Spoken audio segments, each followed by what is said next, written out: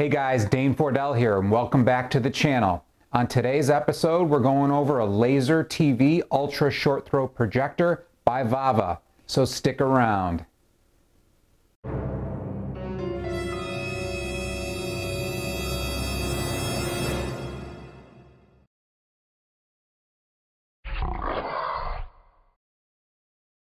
In the box, you'll receive one 4K VAVA projector, one VAVA remote, one 1.5 meter power cord, two AAA batteries, a cleaning cloth, and a product manual. The dimensions of the VAVA Chroma are 21.25 inches wide, 14.88 deep, and 4.33 high. It also weighs about 388 ounces. The VAVA Chroma has several inputs and outputs on the back of the device. It has three HDMI ports supporting HDCP 2.2, and one of the HDMI ports supports ARC. There's a USB port, there's an audio line out, so a 3.5 millimeter jack, AV input, and an optical audio output, and one RJ45 connector for Ethernet. Chroma even has two wheels on the back of the projector that allow you to adjust the feet underneath without lifting up the device. This allows you to get a level picture on the screen when you're displaying. When you power on the Chroma, it launches in about 33 seconds, which is a very convenient feature for a projector. Now we're going to go over the user interface. The VAVA offers Android 9.0 built in as the UI. It does support 3D. It has a keystone correction option, an electric focus capability, an app store powered by Aptoid. It has all the major content providers, YouTube, Netflix, Hulu, Prime Video, supporting HDR10, Amazon Alexa, eMMC onboard storage of 32 gigabytes. It has HLG. It also has 3 gigabytes RAM. And the Chroma's Wi-Fi antenna supports 2.4 gigahertz and 5 gigahertz. Let's talk VAVA Chroma features. The display type is a DLP, and it has a laser light engine supporting ALPD 4.0. The throw rate is 0.233. The aspect ratio is 16:9. It supports screen sizes from 80 to 150 inches. It has a 25,000 hour lamp life. It supports a resolution of 4K at 60 Hz. The brightness is 2500 lumens. The contrast ratio is 300:1 ANSI. The color gamut is Rec 2020. The built-in speakers by Harman Kardon are two speakers at 30 watts each. Yes, the VAVA Chroma also has Bluetooth, so you can connect it to your phone and use it as a speaker. It also has Bluetooth out, so you can connect the Chroma to an external audio source, such as a Bluetooth sound system. It supports Dolby Audio and DTS HD. The VAVA Chroma is using an ALPD 4.0 triple laser. What's ALPD, you might ask?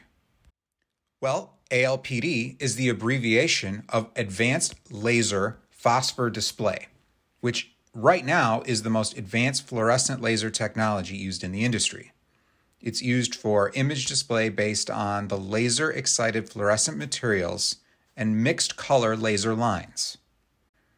With red, blue, green laser light sources, the VAVA Chroma delivers incredible 106% Rec 2020 color range and accuracy. When you purchase the VAVA Chroma, you have the choice between a 100-inch ALR screen and a 120-inch ALR screen provided by the manufacturer. It is additional cost, and there are other options out there. For instance, the screen I'm using in this video is a 115-inch CLR4 ALR screen by Akia Screens. Check out their link in the description below. check out this video footage that I took comparing both ambient light and no light using the VAVA Chroma and an ALR screen. One of the best features of a ultra short throw laser TV projector is the ability to perform in ambient light. With this projector combined with a nice CLR4 or ALR screen, you'll be able to get an excellent picture even when the lights are on or you have daytime light that you can't control. Now I want to give you a quick demo on how to hook up an external speaker to the VAVA Chroma. So in this case, I have just a Bluetooth speaker, JBL, and I'm going to activate the screen here where I can connect it, and then anything that's playing into the VAVA, such as the Xbox Series X or the PlayStation or a movie, can play to this speaker. Bluetooth, there it is, JBL Charge 3. Now it's connected. Now you can hear it through the Bluetooth speaker, so let's boot something up so you guys can tell. Now you can hear it close to my mic. And nothing's coming out of the VAVA Chroma at this point. So now I'm going to crank it on the speaker.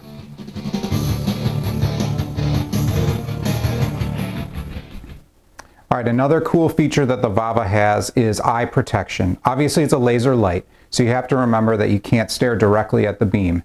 In this case, when you're at a normal screen or on a video and you actually walk in front of, which is hard to do because it's facing reverse, but when you walk in front of the laser beam or move something in front of it, you'll see that the screen pops up with a warning. And what it does is it has sensors on the top of the VAVA Chroma right near the laser that identify any type of foreign objects. So if you have a child that walks in front of it or somebody else walks behind it, depending on your setup, it'll enter eye protection mode. So nobody will get blasted in the face by a beam or hurt themselves. Now let's talk pricing. Based on VAVA's website, the retail price for the VAVA Chroma is $4,699 US. There have been several specials in recent months, the first being the launch day special, which offered 40% off, bringing the price to $2,899. Make sure you check out VAVA's website and look at all the promotions they offer if you're interested in buying this VAVA Chroma laser projector.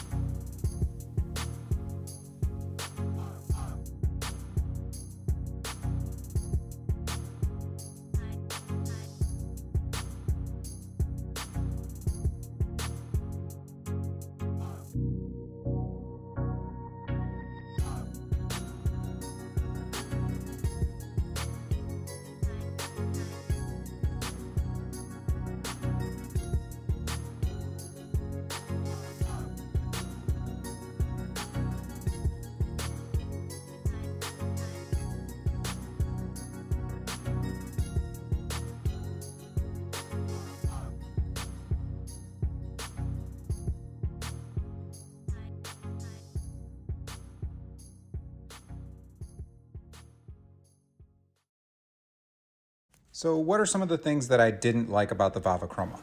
Well, the first thing was the built-in apps.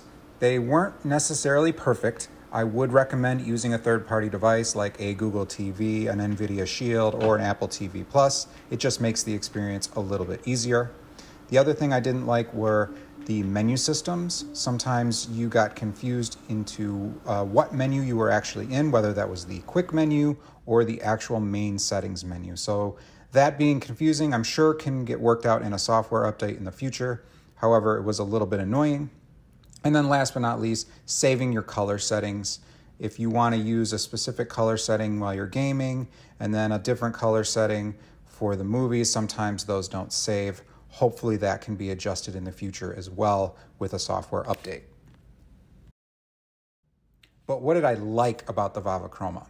Well, there were a ton of things. First off, the picture quality. The image itself is great. Whether you have ambient light or a completely dark room, you're going to be really satisfied if you use a good screen to watch your movies or your TV shows on the VAVA Chroma. Also, the ease of use.